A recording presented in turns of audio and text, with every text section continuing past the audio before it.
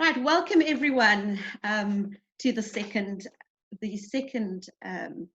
seminar that we're having on managing mental health through trauma, triaging and tragedy.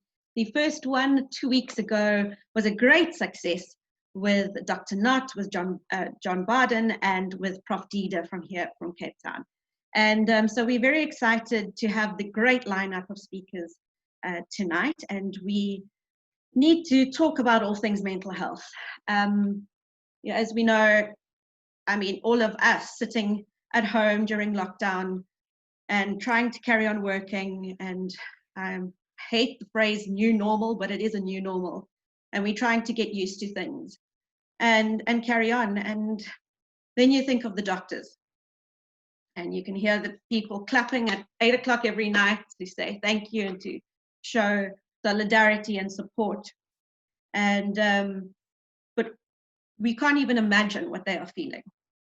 In South Africa, on a normal day, our doctors are pushed to the nth degree. They have no resources. They have a lack of equipment, a lack of staff, a lack of support, a lack of management, and they have just experienced huge levels of stress. Last year, towards the end of last year, there was an intern that came over from Australia. He was a trauma doctor, and he worked at Khayelitsha Hospital for 3 months. It was supposed to be a 6-month contract, but after 3 months, he was shipped back to Australia, suffering severe post-traumatic stress disorder. And now you have COVID. You have COVID, where these doctors are sitting without PPEs. One of the professors of medicine said to me the other day, she says, "I'm a born doctor. I want to help. How can I help when I'm going to definitely put myself at risk? There aren't any PPEs. What must I do? Must I just stand back? How can I do that?" So it brings a moral dilemma which these doctors are needing to deal with now that they haven't needed to deal with before. What about when another doctor came to me and said, "I haven't even needed to triage patients yet, but I'm having sleepless nights. How do I triage patients?" She said to me, "Can you give me legal guidelines as to how to do this?" And I said to her, "No, from a legal perspective, I definitely can't say you can put this life over that one's life. But from a clinical perspective, these are the things that we need to learn from each other." I know that SASA, spoken to SASA and to Natalie Zimmelman, who works closely with Dr. Caroline Lee, and they have great sort of triaging information on their app, which says that, let's try and make sure that the treating clinician is not the same as the person who's triaging the patients. That's not the same as the person who's actually dealing with the patient's family. Now, this last week, I've been absolutely horrified. A very, very good friend of mine, who is a pulmonologist, has been in ICU for 3 weeks, having, thank goodness, pulled through. So the doctors are not only worried about their own lives, the lives of their families, they're seeing the death of their patients. Some of them have been treating these patients for many, many years. And what do they do? Who do they lean on? And what we want to do this evening is to focus on ways to help, little things that can be done to assist these doctors to get through this. There's going to be a time after all of this where we're going to need to deal with the fallout of post-traumatic stress, of sudden onset depression, of doctors saying, "I don't want to do this anymore. I don't want to be a doctor." That's for the future, sadly. Now we need to put that Band-Aid over. We need to support as much as we can. And the one thing that came out of the webinar that we had with Dr. Knott was that teamwork is the only way forward. I heard a lovely story this last week where at one of the hospitals here in the Cape, there was a doctor and a nurse. It's just the two of them, and sometimes they were assisted by another nurse or a therapist of sorts. And what they said they were doing is just hanging around. And they would notice if one of the doctors hasn't eaten for a couple of hours, and then give him a chocolate, a bar one. "Here we go, doc. let's keep those sugar levels up, or here's a Coke. And another one said to me what she does is she takes the doctor's phone and she says to the doc, listen, there's a room here with a bed. I've got your phone. I'll let you know if there's something wrong. Go catch a couple of minutes sleep. You can't carry on like this. Don't worry, I've got your back. I'll look after you. And those are the things that we're starting to hear are assisting the doctors and the front and all the medical personnel get through this, which has been, it's just stories of teamwork and greatness and community amongst the doctors. And like Dr. Knott said, you know, now after this crisis that they've had is starting to taper off, he high-fives the porter because he now knows his name, because during the crisis, the porter was one of the people that supported him. So, yeah, it's tough. We've been speaking, my team and I have been speaking to lots of doctors, and medical students are just as traumatized, but we're going to get through this. You would have seen at the start of this, we did a poll with the help of Genoa. Michael MJ Demant assisted us in doing a poll where 306 doctors completed our mental health poll. And there were some very interesting things that came out of that. That is actually the presentation that was happening when you came into the room. And it showed that 60% of the doctors show stress levels that are definitely elevated. 50% of them say that they are not adequately equipped to treat patients with COVID. 60% said they are worried about having to triage patients. And 50% said that having a mentor or someone, a specialist to assist them via WhatsApp or some sort of whatever way that they could possibly get when they are sitting and they haven't intubated or they haven't triaged or they haven't set the PEEP volume on a ventilator for 20 odd years and they need someone to just make sure that they're doing the right thing, that would help greatly.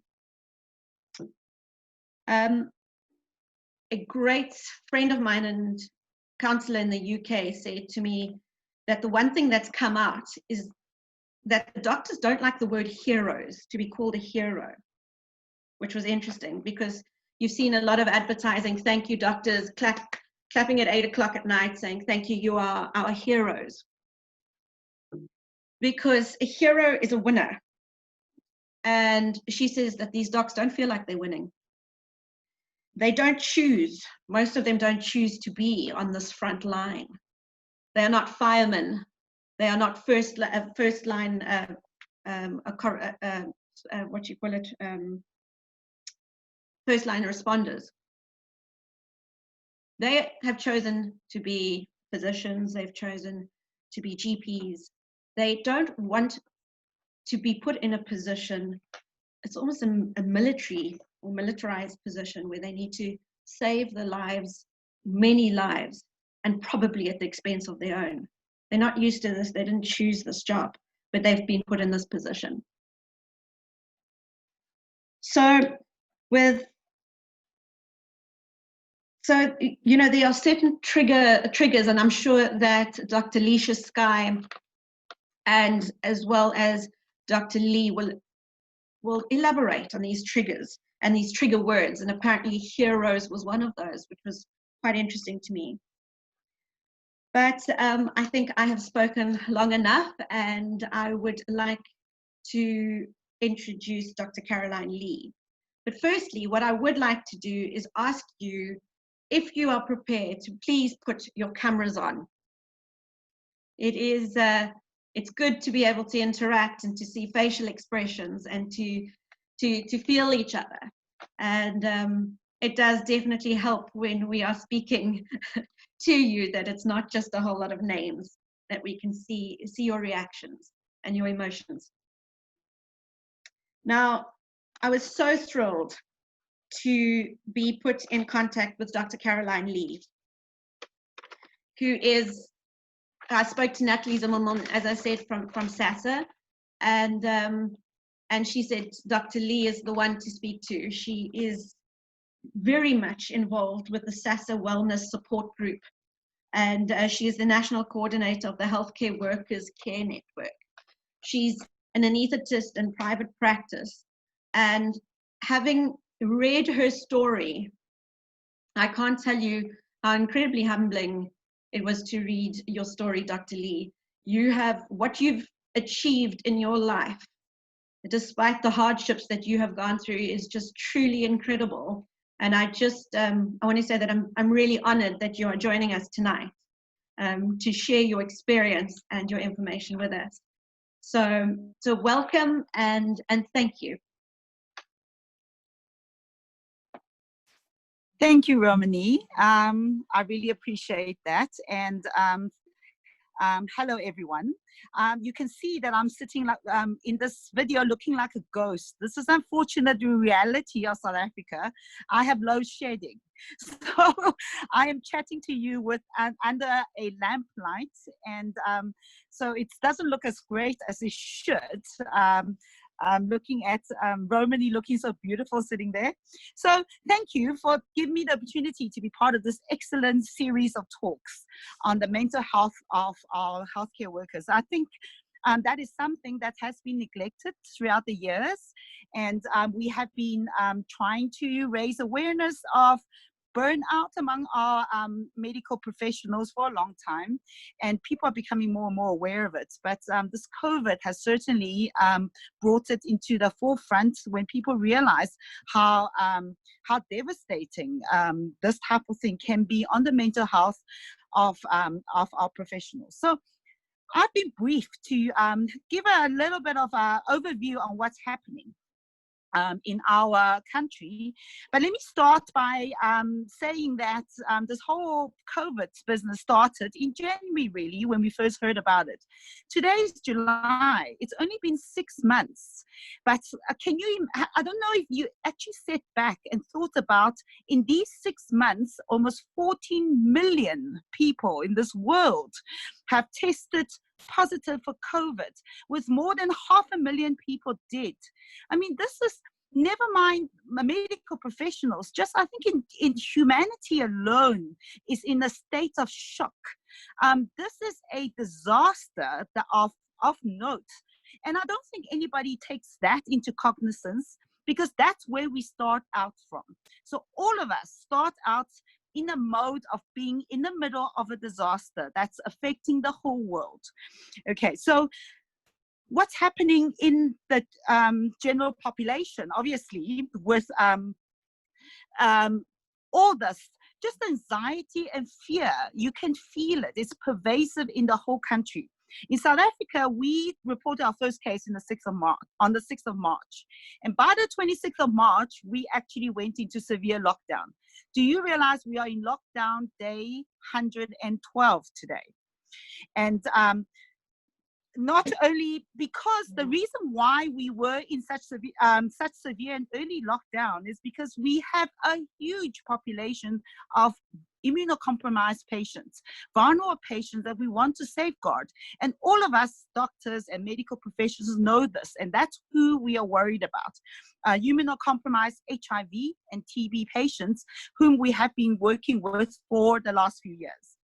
So the command center was formed, the state of disaster was announced, and level 5 was put into place. So what the general population is suffering from is, as I said, anxiety and fear. But not only that, job losses. Today we heard reported on the news 3 million jobs lost in this country. There's poverty and hunger, schooling and education issues, cabin fever, and now we have load shedding. So all these create a sense of dis-ease amongst everyone in South Africa. Now you add the stress of working in the healthcare and having to deal with the patients coming in with COVID. And that's where the medical professionals are starting from. They have every single emotion and that the general population is feeling. They also have children that they worry about education. They also have cabin fever. They also have frustrations with job losses within their family members. And the anxiety and fear is just as prevalent amongst the medical professionals as it is amongst the doctors. Okay, so that's where they start off from, a heightened sense of anxiety. And then we wait. the whole world, Italy went into a huge surge. People were dying. Medical systems were overwhelmed. Spain followed. UK followed. USA followed. And South Africans sat and waited. Nothing happened. And so the medical professionals were thinking, well, hopefully we will not have to go through all this. But there was a very heightened sense of anticipatory anxiety. Nobody could sleep. Everybody was busy looking into the internet. I'm sure everyone is webinared out from trying to learn as much as they can about this disease and how to deal with it. The conflicting information comes through. Yes, you use this drug. No, you don't use that drug. Yes, you do this. No, it's not a pneumonia. We are at a loss of what to think and how to deal with it. And the second issue is that we're worried about infection, because this is not just HIV. It is not just TB, where we see people dying around us. In fact, this is the disease not only affecting the patients, but affecting ourselves. And our fear of being infected and passing it on to our family, and worse, passing it on to our colleagues. And so there's a huge amount of guilt for getting sick and leaving other people to do the work. And there's a guilt of passing it to the family and causing family members to die or to get really sick. And there's guilt of being the one that's left alive when colleagues around you and patients around you are getting sick and dying. And there's a sense of shame where that we actually got infected. So at the moment in South Africa, I think just in Cape Town alone, there were 6,000 healthcare workers that were infected. I think over the whole country, we have about over 3,000 at the moment. I'm not sure the exact figures. I don't think we have the exact figures because it's not reported as well. So there's a huge amount of shame of being the one that's infected and the ones that's infecting everybody else. And also the stigma of being the one that perhaps was the source of infection and causing everybody to self-isolate and quarantine. And because we're on the front line, we're the ones that are getting affected initially. And so those feelings are quite prevalent. And then there's a sense of helplessness where we don't know. We don't know how we got it. We don't know how to deal with it. We don't know how to prevent it. It seems to just come and go, and we don't have anything. And then as time goes on, we are seeing it now, especially in Johannesburg, from the anticipation to the getting infected and the worrying about getting infected, to now we're seeing just recently where the physicians are starting to get completely exhausted and are overworked. So we're reaching that stage in our surge where the doctors are getting tired and they are unable to continue the kind of work that they're doing. So it is almost like a relay. Now a whole group of people needs, not the physicians, not the ICU intensivists, but a group of doctors need to now carry the mantle forward. So then we are exposing a whole group of people that are practicing out of their depth. They're deployed out of their own specialty, and they're deployed out of their own field of expertise. And so there's a lot of anxiety from that point, because you almost have a fake doctor syndrome where you're not sure if you are doing the right thing, and you are a doctor, but you're not really a doctor to treat that type of disease. So there's an anxiety there as well.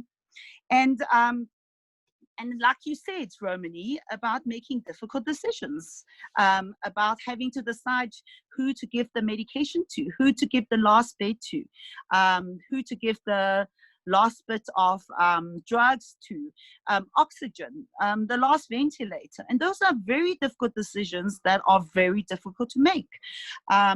So yesterday there was a very good webinar talking about making these ethical decisions and how do you make these decisions. And apparently there are two different types of ways to make decisions. One way is for the better good of all, you would choose to save more people and sacrifice a few but save more.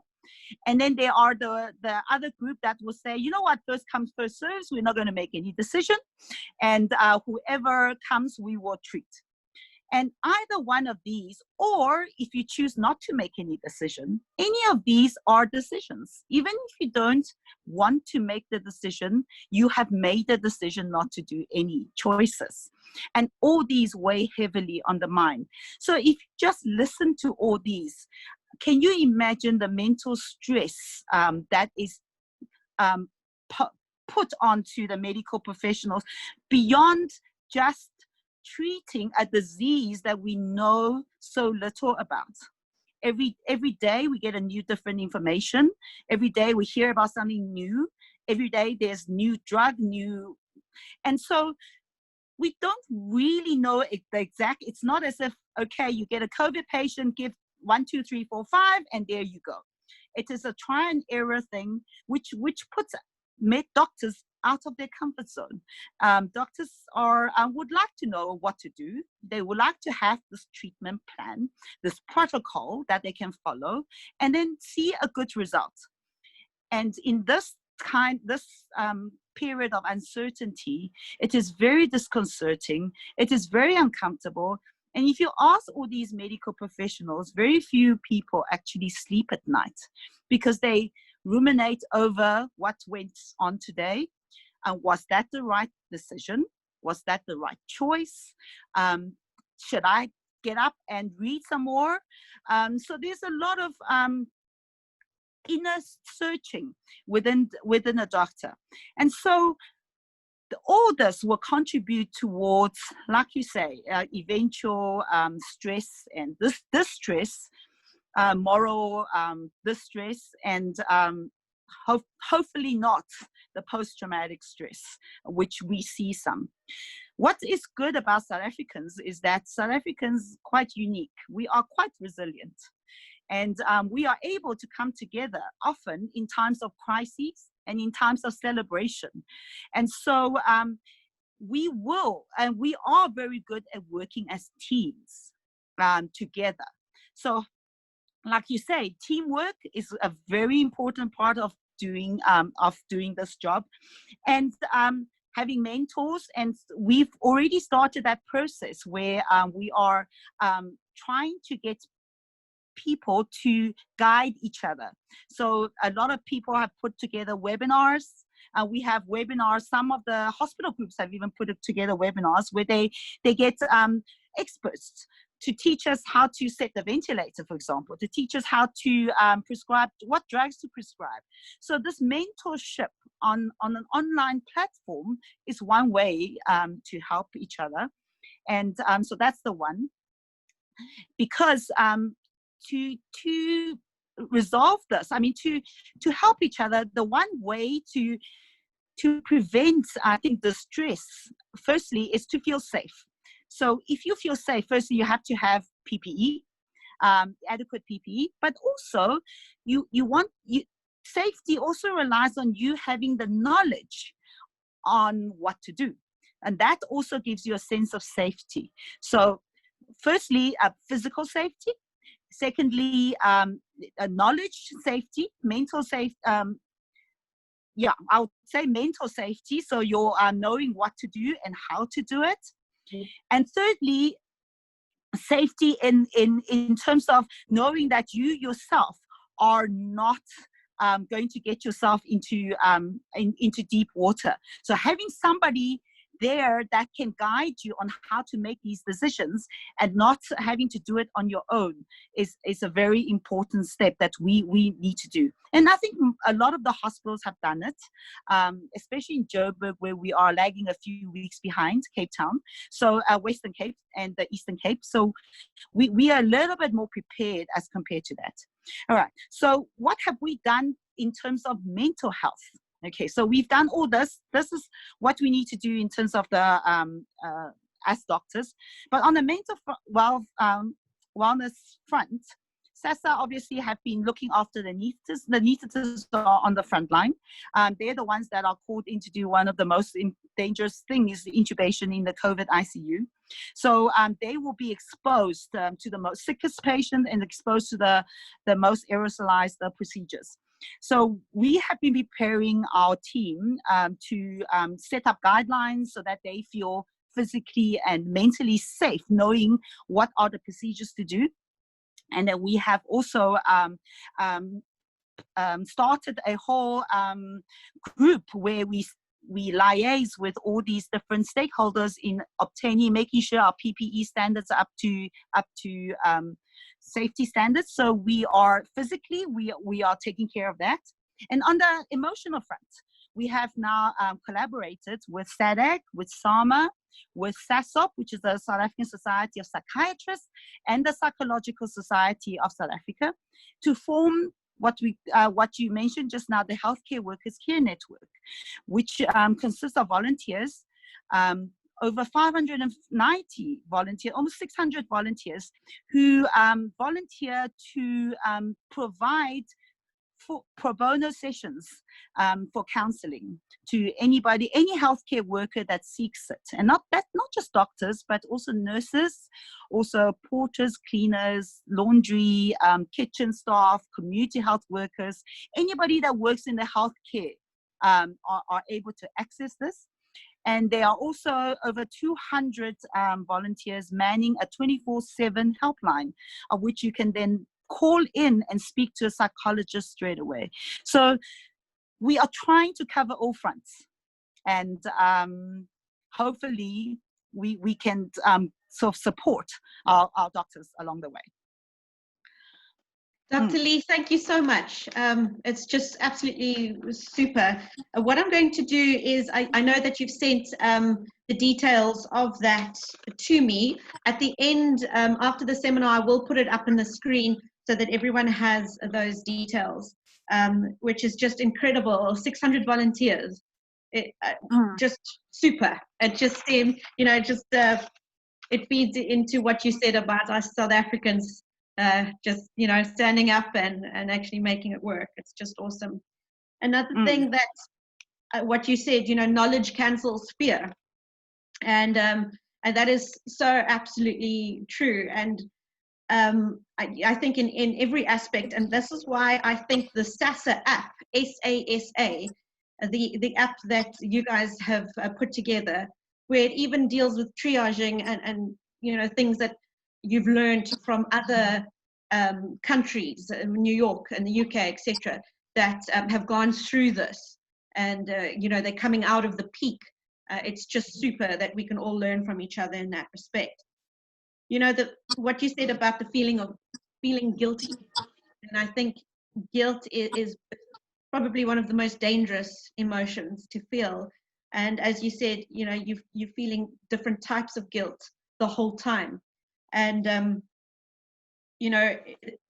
lovely thing that someone said to me the other day was a doctor, when he put off his car, when he got to the hospital in the morning, he switched off his engine of his vehicle, and he looked at his hands, and he said, "These hands feel, these hands heal.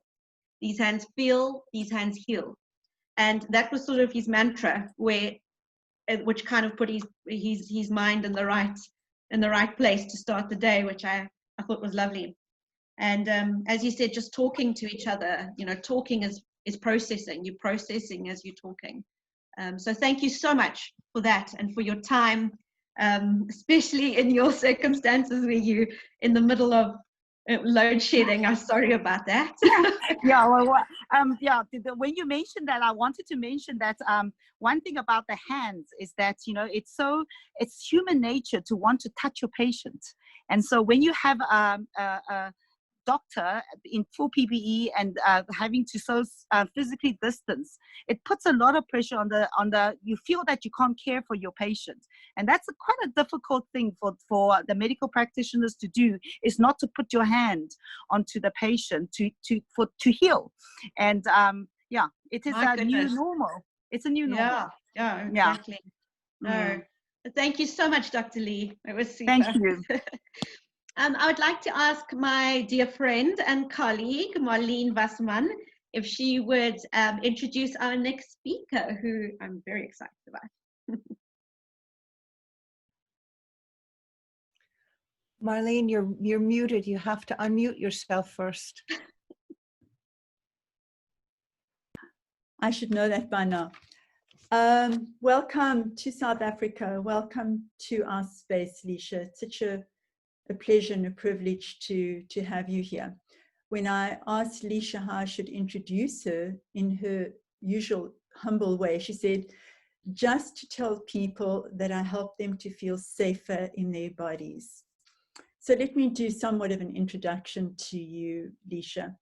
Lisha is a somatic educator, a body worker, an artist, and a musician.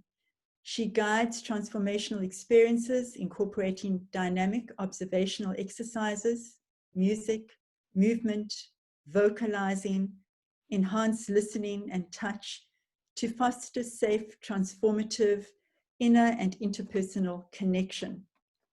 Her methods are trauma-informed and informed by over 25 years as an artist, a musician, a body worker, therapist, yoga practitioner, a dancer.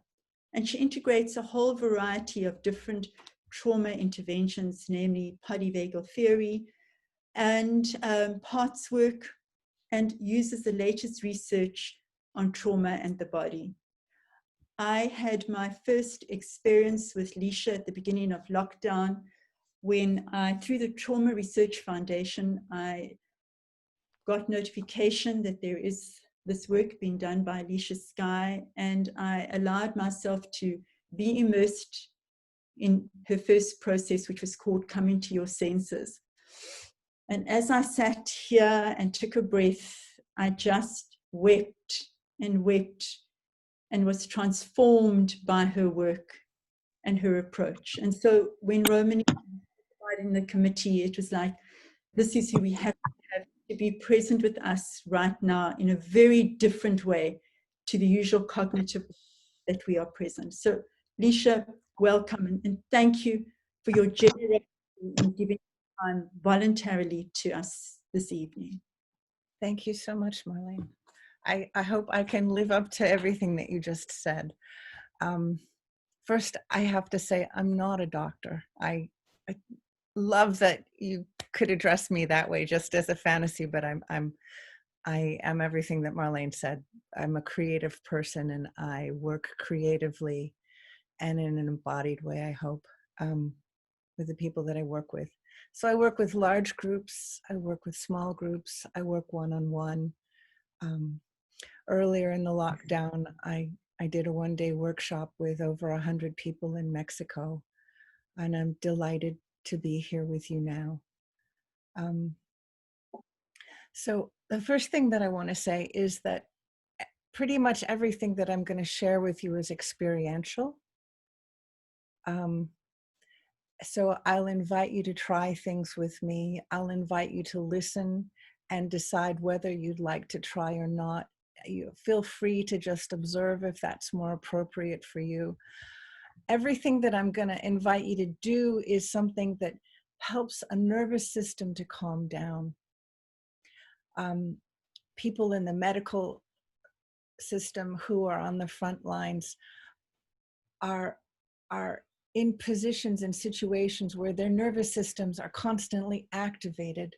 When our nervous systems are activated for danger that we can't perceive around us, it's very hard for us to feel safe in our bodies.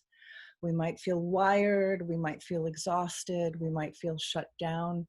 And so these exercises are a way to slow down, pay attention to our bodies, and come back to a place where our nervous systems are in an optimal range for us to be present in the present moment. So it's a way to come, when you come home, even if you have only 5 minutes, to reset your nervous system to be able to be present and aware, have the capacity to integrate what's happened. It helps to have a nervous system that is calm enough to be present to be able to tolerate what you feel, tolerate what you've noticed and what you've been through, and be able to be relational to a safer environment in your home space, or a safer environment when you're relating on Zoom. I imagine that some of you have been completely alone and not living with your family. In my country, people who are on medical front lines have chosen to live separately from their families to keep them safe, and they rotate. So they might do 6 days on and then a day off, or 6 weeks on and then a month back with their families again, and then 6 weeks back in rotation. I imagine that your country is doing better than our country is now, but it's still very stressful. So everything that I'll be leading is to slow down. I'll speak slowly. I'll invite you to do things slowly. And they seem like really simple things that I'm asking you to do or inviting you to try. But unusual things happen. We are able to notice more about our own bodies and the environments that we're in. So with that, self-care is choosing how much you'll participate or not participate. And I welcome you. Behind me are the woods behind my house, and it's clearly not the evening where I am, but I hope that this picture brings you a little bit of nature that you can enjoy. So with that said, I'm looking into your videos, and whoever else would feel like turning on their video, it's nice to see the space that you're in, and I welcome you to do that. I have the gallery view, and what I'm going to invite you to do right now is just notice what it feels like to be sitting right where you are right now. I invite you to feel the seat that you're sitting on. Or if you're standing, feel the floor under your feet. But I invite you to notice what it feels like to be in the room that you are in right now. What sounds do you have around you? What sounds do you have in the room that you're in? Is there a clock ticking? Is there a voice of somebody outside the room that you're in? Perhaps there's a television. Perhaps there's just the night outside your room. And perhaps you can hear the wind outside where I am. But from this place of noticing what the sounds are around you in the space that you're in, I'm going to invite you to allow your eyes to wander and allow your ears to wander. I'm going to invite you to orient yourself to where you are. Quite often when we're in stressful situations, it feels as if the walls are closing in on us. And when we've been isolated, it feels like we've been confined. So I invite you to, with your eyes, actually move your head and see above you and to either side of you and behind you. I invite you to notice what's in the space around you. What colors do you have? What quality of light do you have? How does your neck feel as you move? How does your breath feel as you move? And if your eyes sees anything that's familiar and comforting or pleasing, allow yourself to notice that you have something that's pleasing or comforting near you. You may have a plant or a picture. You may have a favorite book near you. Take note of how far away or how close the walls are. Take note of how your body feels as you notice these things. How slowly or quickly, deeply or shallowly are you breathing?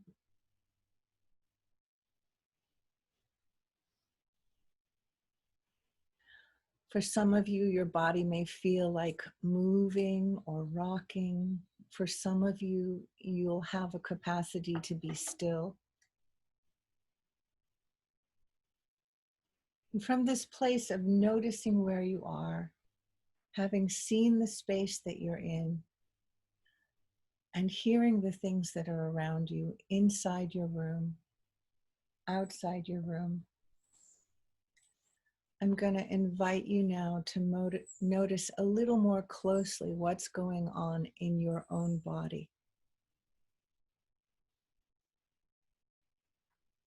So I'm going to invite you to pay attention to the sensations of contact and weight and texture.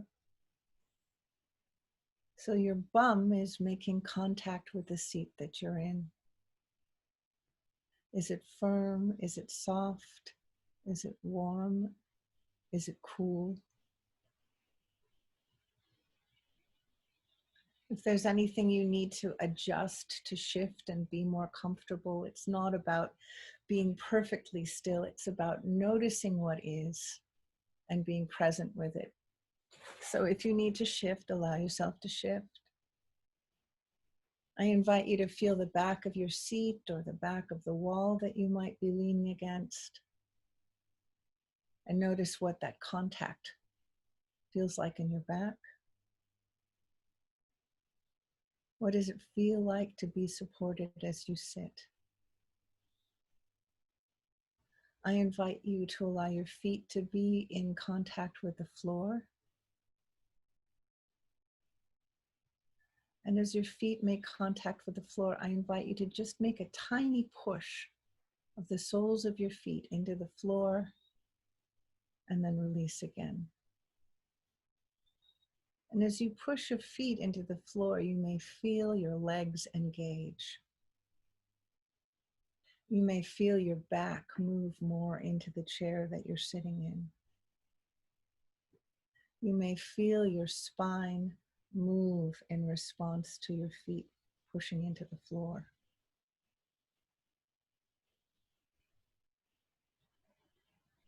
I invite you to notice your breath. I invite you to notice the sense of texture. If you have no shoes on, you might feel the firmness or smoothness of your floor or the softness of carpeting under your feet. Or if you have shoes on, you may notice the cushion inside your shoes or the softness or firmness of your shoes. I invite you to allow your toes to wiggle.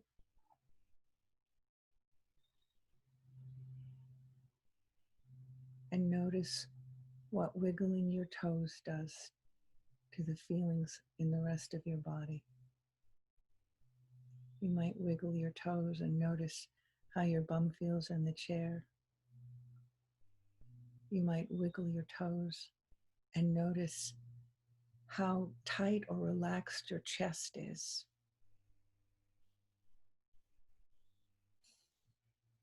You might notice the quality of your breath.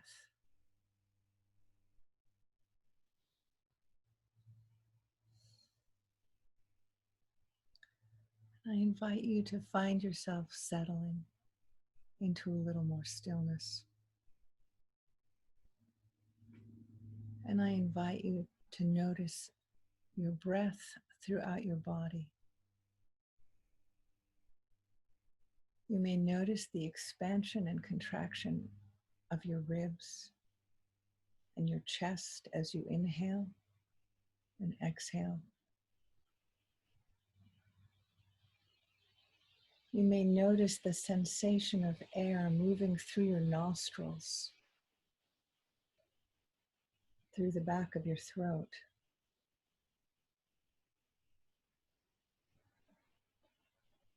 And as you notice the sensation of air moving through your nostrils and through the back of your throat, you may notice the expansion and contraction of your diaphragm and your belly.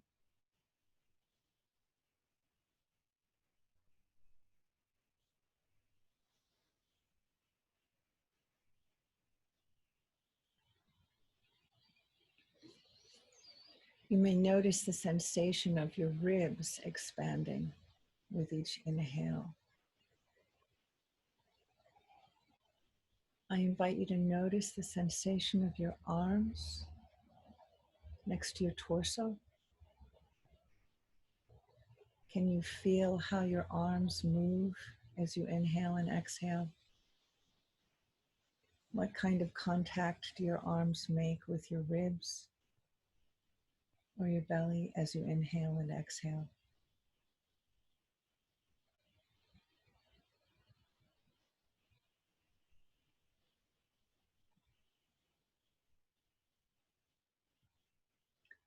I invite you to place a hand on your heart or your chest.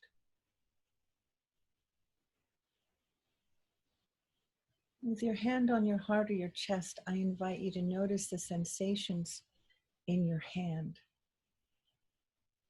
You may notice the texture of your clothing.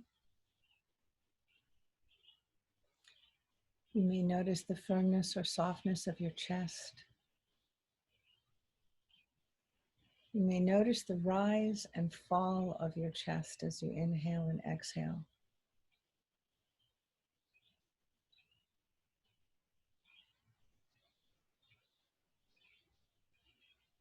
I invite you to notice what it feels like to hold your chest in your hand and make this contact.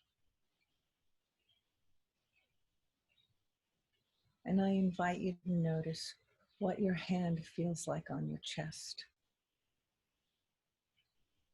How warm or soft, cool or firm. What is the quality of your touch as you hold your hand to your chest?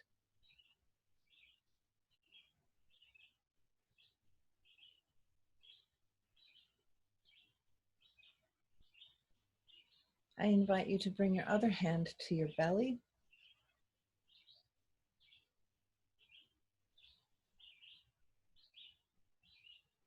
And again, allow the hand that is making contact with your belly to notice the sensation of clothing, the texture of your clothing, the firmness or softness of your belly. Whatever feelings you might have or thoughts associated with the softness or firmness of your belly. And I invite you to notice, if you can, how your hand feels on your belly. How does your belly feel? What's the quality of touch of your hand on your belly?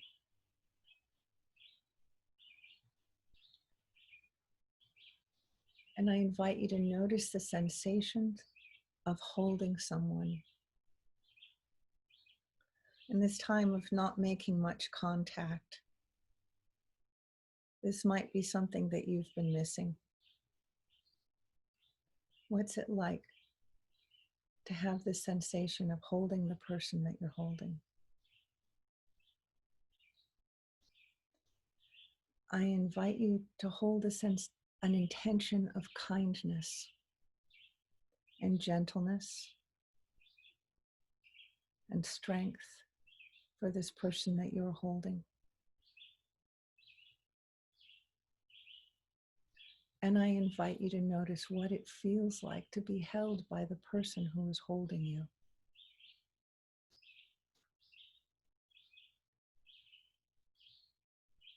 I invite you to notice the questions and attentiveness, kindness, surety. What are you able to receive from this person who's holding you? And what are you able to give to the person that you are holding?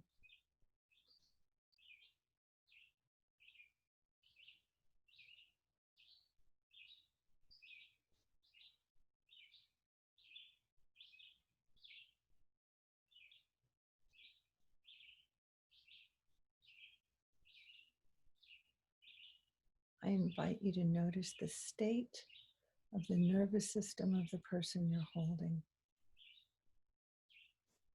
Through the movement of your hands, they may move slightly apart as you inhale and slightly together as you exhale. How calm do you sense this person is that you're holding? How calm do you sense this person is who's holding you?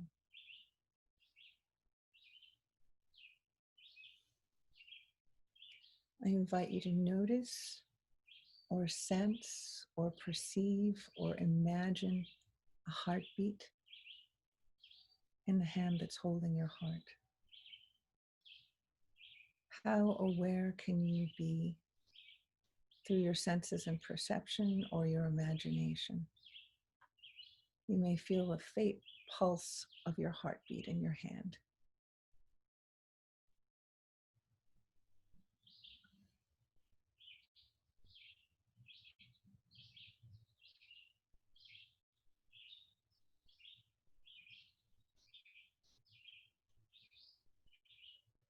I invite you to notice the internal volume of your body as you inhale and exhale.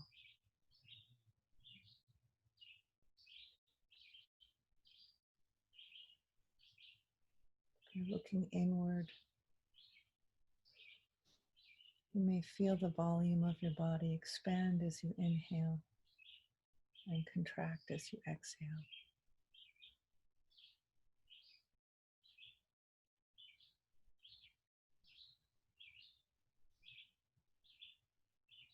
And I invite you to notice the base of your spine,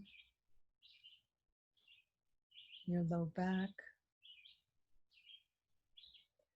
your middle back and upper back, the base of your neck, the base of your skull,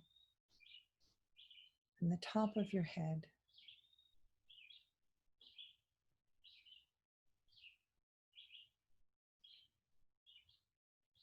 Your feet on the floor.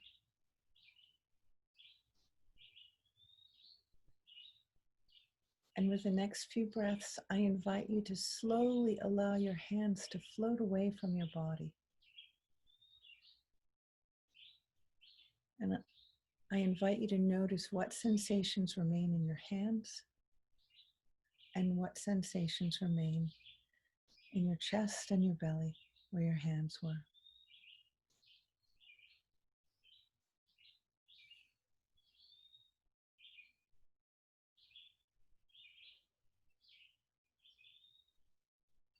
I invite you to continue noticing your breath.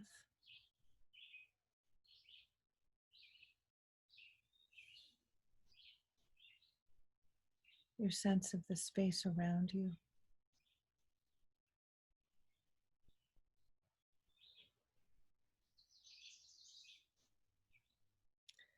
And I invite you to slowly reanimate, allow your eyes and your awareness to come back into your room. And notice that we just did a very little bit. We hardly did anything at all. And yet you may notice that your nervous system is a little quieter. I do this work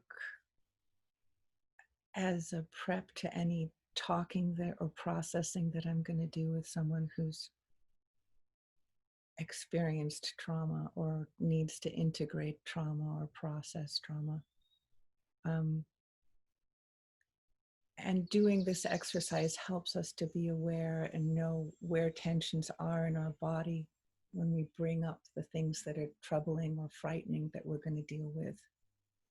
From this baseline of calmness, if someone's talking about something or recalling something that's been stressful, we can begin to notice more clearly and accurately, where am I affected by that?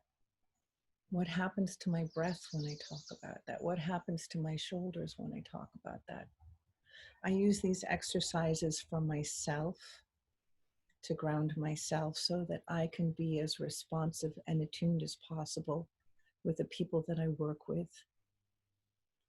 The tone of my voice is a way of giving contact to the people that I work with.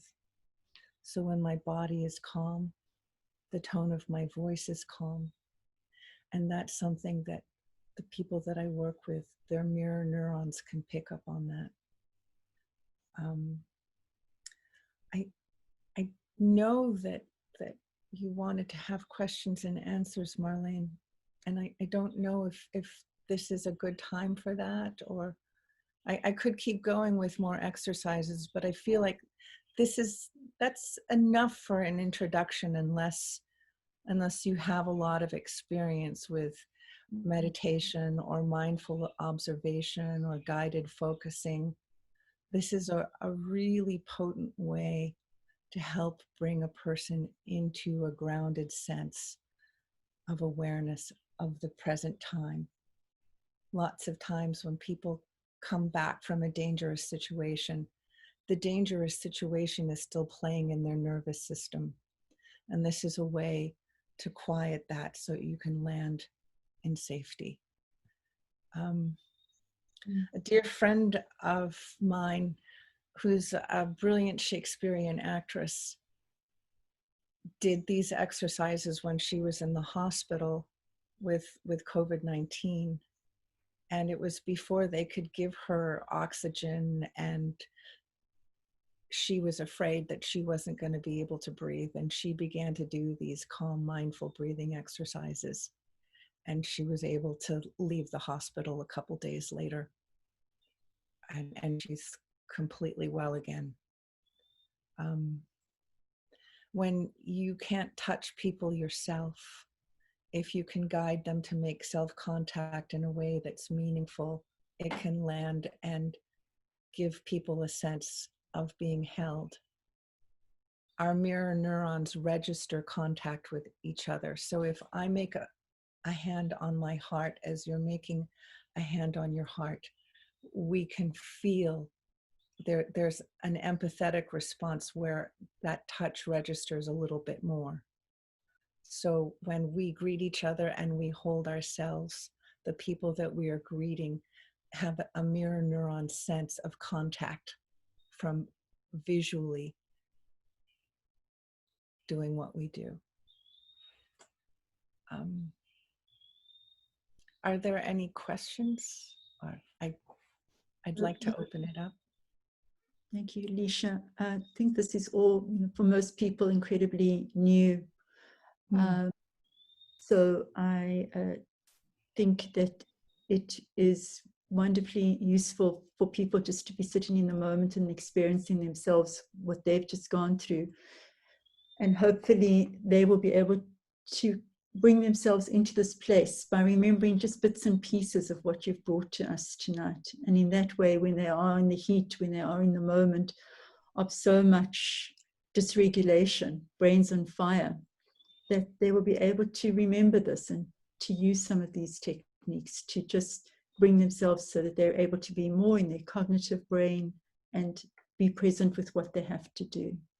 Yeah, that's a very good point, that when people are in heightened distress, fight or flight, what happens is that the autonomic nervous system takes over, and the executive functioning is actually, our capacity for thinking clearly is diminished. We can get very foggy. That feeling of overwhelm with not clarity happens when people are in fight or flight. When our nervous systems are calm, we're able to think more clearly. It's less foggy. There's actually less exhaustion when we can be clear and focused. So being clear and focused in our body in a slow way allows us to be more responsive in the moment. If we can calm that sense of danger that happens internally, if we can stay connected to our breath, the breath of fight or flight is a very shallow breath with a very fast heartbeat, and there's this dysregulation that happens between the breath and the heartbeat. So when we're taking long, slow breaths in and out, our heartbeat slows down and our nervous system calms and we regulate. When we look around and orient in space and notice the details around us, we become more three-dimensional. We have the depth of the space around us, and we can move with more accuracy. So let's invite people who would like to, Romany, invite people to have questions for Leisha or shared experiences. Leisha, if I may, I know there probably will be quite a few people who haven't done a meditation before, but I've done a lot of meditation, but there was a moment there I definitely felt the eyes well up, and I felt really full of emotion, and I live alone and have experienced loneliness. Sorry. Yes, yes. And the feeling of just being held, and the fact that you can actually do that yourself is quite something. And Dr. Lee, I think, you know, that as you said, you can't hold your patients as a doctor. Yeah. And if you can do that and tell them to do that and feel that themselves, it's quite something. So thank you so much. Thank you. Thank you. Anyone else, if you want to just unmute yourself and make a comment or have a question for anyone, please feel free to do so. Leisha, in the moment when, I mean, I love what Romany's just picked up in terms of the heart, because it's such a simple action, and you're telling people, as you said in the beginning, it seems so simple, but it has real neurological impact that really does bring changes, as we all experienced here. So, you know, it's always doctors want, you know, tips and techniques, as we heard from Dr. Lee, you know, give me something concrete, give me something cognitive to work on. And this is why I wanted you here, was to be able to show with some simplicity one is able to do what is most important, which is bring you back into the moment so that you can bring your executive function back online again.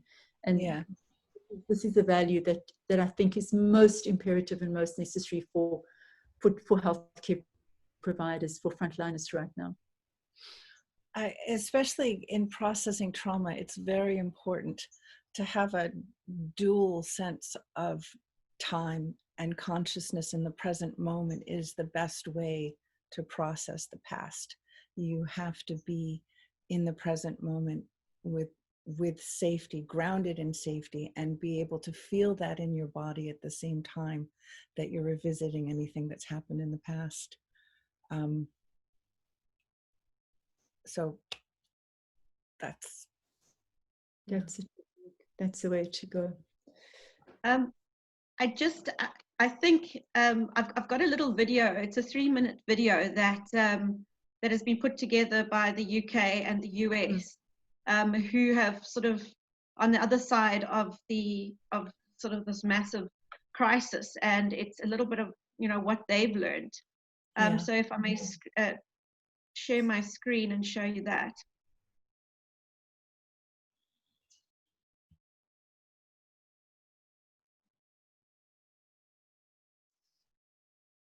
Oh, I've lost it somehow. Just see.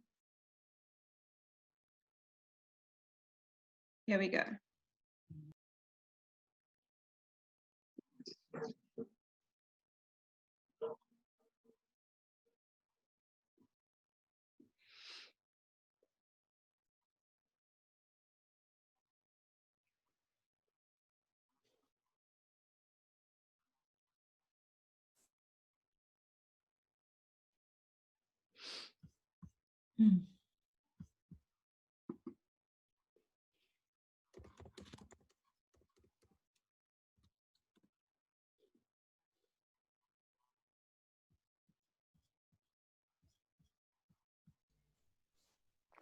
Romany, there is no sound.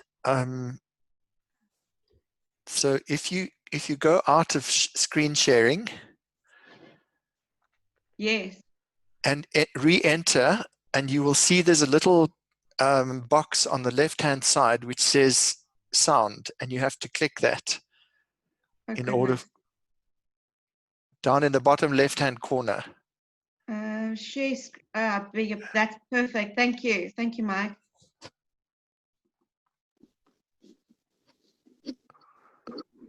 paramedics and ambulance staff, Is that better? porters, cleaners, all other support staff, and volunteers. You are doing really important and difficult work. Over the coming days and weeks, you will probably find that there are times when you feel anxious, stressed, scared, sad, overwhelmed, angry, guilty, helpless, or even numb. These are all normal responses to an extremely challenging situation. You may experience different emotions at different stages of the pandemic. For example, early on you might feel anxious thinking about what could happen, or that you're in a heightened state of readiness. At the peak phase, you may experience surges of adrenaline. Over time, you may feel more like you're running on empty. There may be times when you feel guilty about difficult decisions that you have to make. You may not feel any of these things. There may be times when you feel you are coping well, and times you feel that you are coping less well. Everyone is different, and everyone will experience different emotions at different times. There are things that you can do to help you take care of yourself. Give yourself permission to take regular breaks during your shifts. It's important to try to eat, drink, and sleep properly. Try to think about and use strategies that have helped you in the past to cope with stressful situations. Make sure that you try to take some time out between shifts. It is not selfish to look after yourself. Stay in touch with your friends and family. Even if you can't see them in person, you can have video and phone calls. Engage in physical activity. Maintain a routine as much as you can. Plan regular activities that help you feel good. Avoid using unhelpful coping strategies like smoking, alcohol, or other drugs. Try to limit the time you spend watching, reading, or listening to the news. If you feel overwhelmed, know that there are ways to get support. Talk to your colleagues, your manager, or someone else that you trust about how you're feeling. You are not alone in this situation. Your colleagues are likely to be experiencing similar things to you, and you can support each other.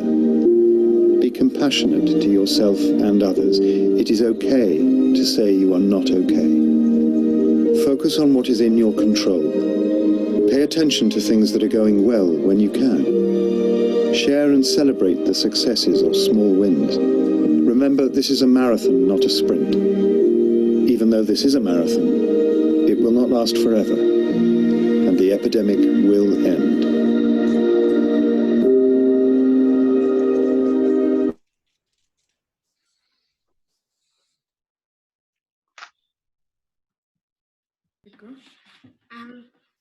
Hello. Hello. So I did the meditation with my mom, and I just wanted to say that I found it very helpful because, like, sometimes with schoolwork it can be a bit stressful. So now I'm not as stressed. Thank you so much. That's lovely. What is your name? Warashi. Warashi. Lovely to meet you.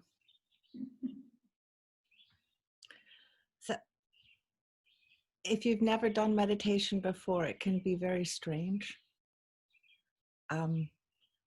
But I'm so glad you were able to try it and you liked it.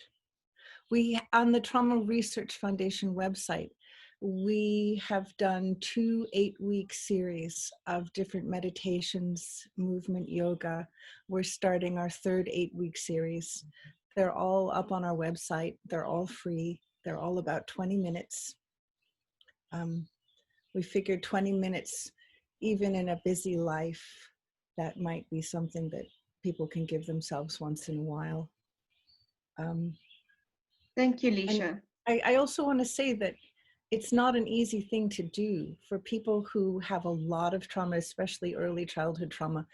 It can be very challenging to land in your body and notice what you're feeling. It can be overwhelming. It can be scary.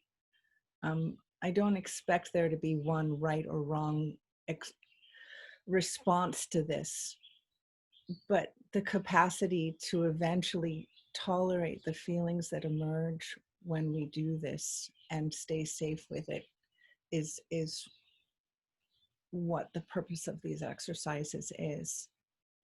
To be able to stay within your window of tolerance as you notice what you notice about yourself and your life. to stay not exploding, not collapsing, but widening your capacity to be aware, widening your capacity to notice. And usually there comes a time when we are able to notice what's working well in the present and what's working more and more well in the present when we're able to land in this way. Yeah. That's super. Yeah, thank you very, very much.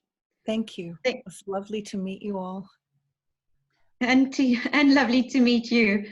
I see there are a couple of questions asking for the link to the Trauma Research website and Trauma Research Foundation. If I may perhaps get that from you, Leisha. I'm putting it in the chat right now. Okay, great.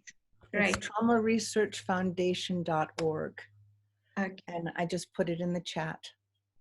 Leisha, Yeah. you'll see there's some lovely comments in the chat as well. Thank you so much. But are there any other questions from anyone or comments?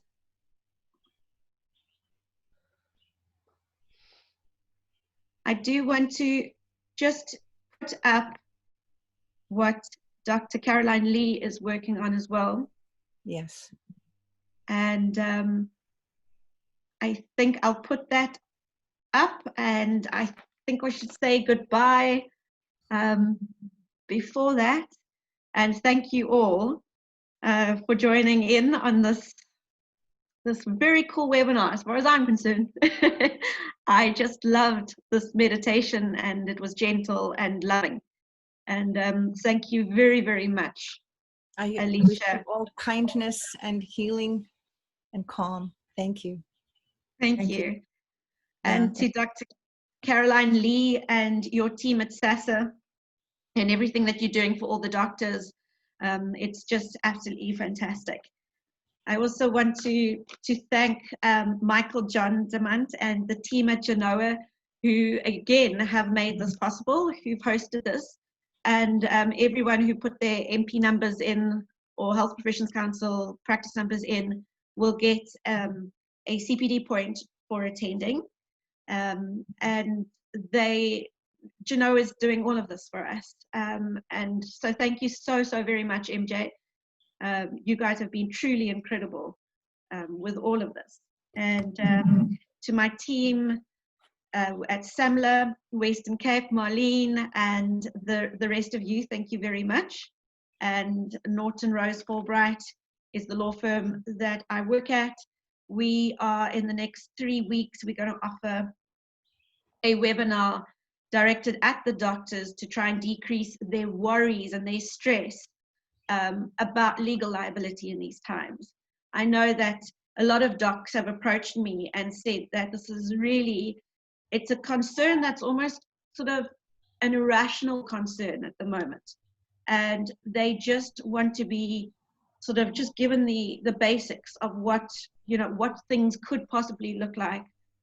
And we will also show them at this time for doctors, all you need to do is do the best that you can in the circumstances which are not easy at all in South Africa, especially. But just do the best that you can. But we will be advertising that, as I say, in approximately 3 weeks' time, and hopefully to cover all your concerns. If there is anything specifically, please email me at romney.sutherland@nortonrosefulbright.com. So yeah, I think that's it. Thank you all very, very much for joining. I will now put up the details with regards to the Wellness Support Group and Healthcare Workers Care Network. I'll put that on. Thank you, everyone. Have a good evening. Bye. Thank you. Bye-bye. Wait, let's see this.